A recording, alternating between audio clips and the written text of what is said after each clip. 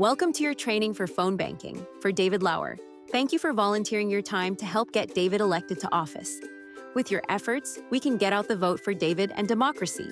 To get started, download the Vote to Go app from the App Store for iPhone devices or the Google Play Store for Android devices. The app icon looks like this. Before you can log in, David will need to verify your cell phone device. You should receive a phone call when you are ready to verify. David will text you a 6-digit code to enter when the automated message asks for it. The automated message will confirm you are verified, and you may hang up. Next, log in using the username and password provided to you by the campaign. Select Michigan from the drop-down menu. You will see this welcome screen after you log in. Select Call Center. Next, click Select from List. Then click Choose List. From here, you'll be able to select your call list. Click the drop-down arrow. Select the call list you are assigned to, then click View List. Select your phone number from the drop-down menu.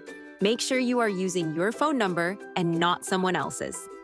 When you are ready to begin, select Start Session. The list will appear showing addresses and people icons. The number of people icons tell you how many registered voters are living at that address. The color of the icon lets you know if the voters have been contacted yet or not.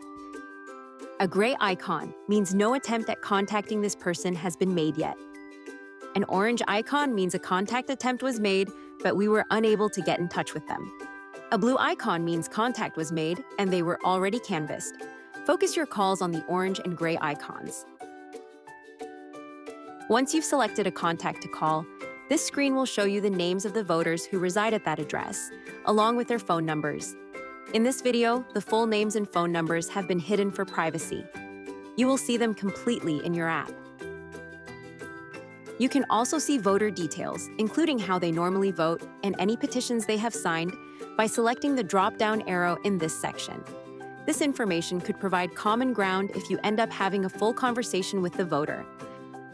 Select the phone number listed as primary.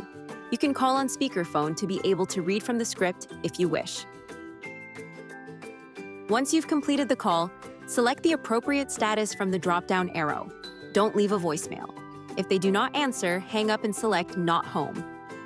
Select Do Not Contact if they have asked to be removed from the list.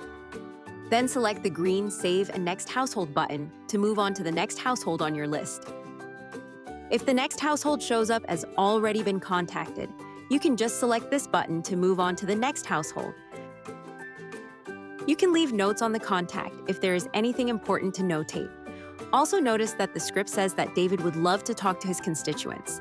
If a constituent would like a phone call from David, take a screenshot of their name and contact number and text it to him. And that's all there is to it. Reach out if you have any questions. Thank you again for volunteering in this important work.